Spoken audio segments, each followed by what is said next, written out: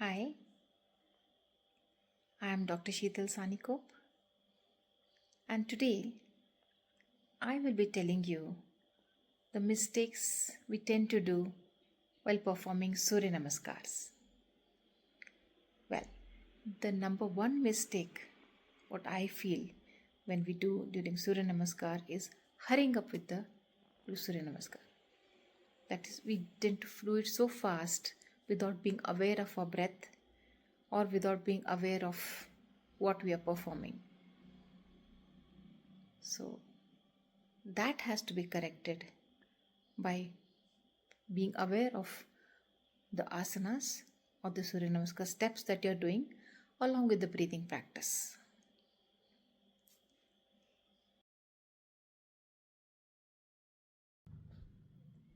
Now, talking about the 12 steps of Surya Namaskar. The first step is when we take both our hands up slowly by inhalation.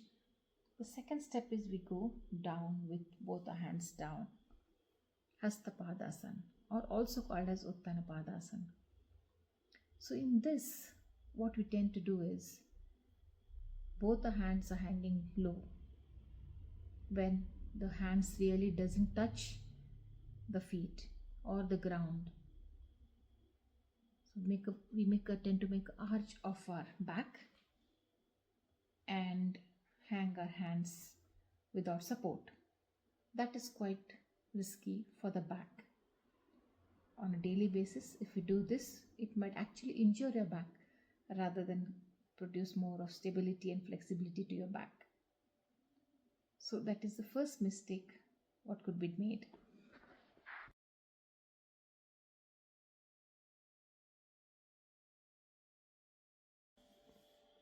Now talking about the second step, where when we take our left leg behind or right leg behind.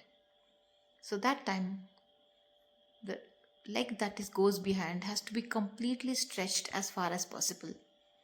If we fail to do this, then again we don't really try to open up the hips and the position would be really wrong, or it doesn't have any positive or good benefits of doing this kind of a position.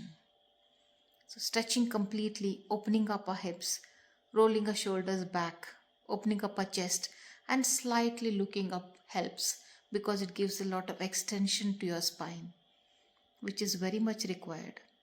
And this spine extension is what we are looking at for the spinal health or the health of a backbone and the complete back.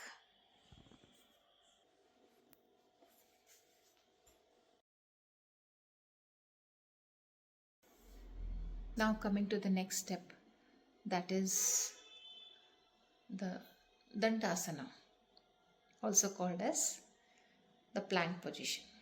As the name itself suggests, when we say plank pose, it has to be completely in one line, our body, right from the head to the heel. But some of us, in the hurry of doing Surya Namaskar fast, we don't completely keep ourselves in a Dandasana stage at all. From third step, it directly we jump on to the fourth one. So we need to pause and do the Dandasana properly so that we achieve this plank pose, which is very important for our muscular strength, even the core strength. It increases by doing the plank pose correctly and properly rather than skipping it and going to the next one.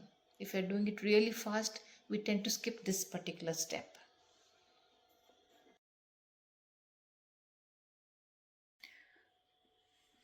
Now, talking about the fifth step, that is nothing but your Ashtangasana, where 8 parts of your body are touching the ground, right from the forehead to your chest, both your palms, both your knees, and both your toes or feet.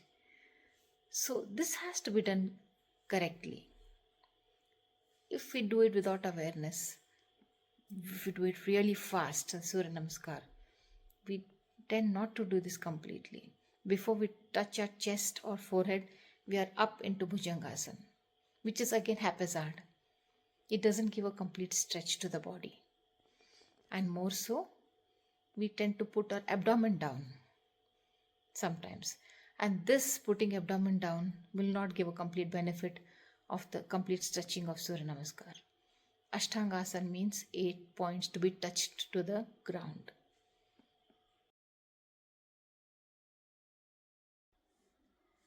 So coming to the next step, that is Bhujangasana, a very very important asana in Surya Namaskar. So before we reach the complete Bhujangasana, by taking our head up, we tend to hurry up and do the next asana, that is downward dog pose. So hurrying up and doing asanas will really not benefit us. So this complete stretching of Bhujangasana giving a lot of good effects on the back muscles, especially the lower back, matters a lot. So when we completely stretch and do Surya Namaskars properly, this will give you a lot of health benefits as well as a lot of weight loss, right? If you do it rhythmically, synchronously with breath.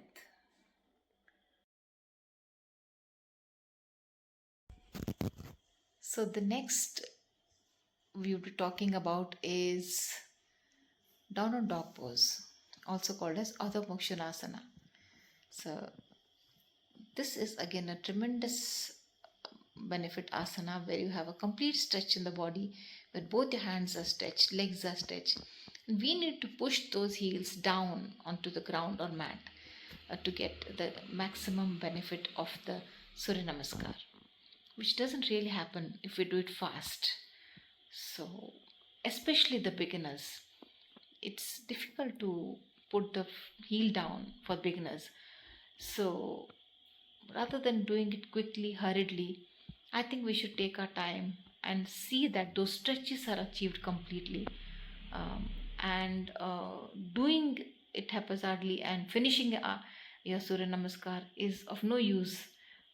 Doing it properly with awareness and breathing awareness as well makes a lot of sense.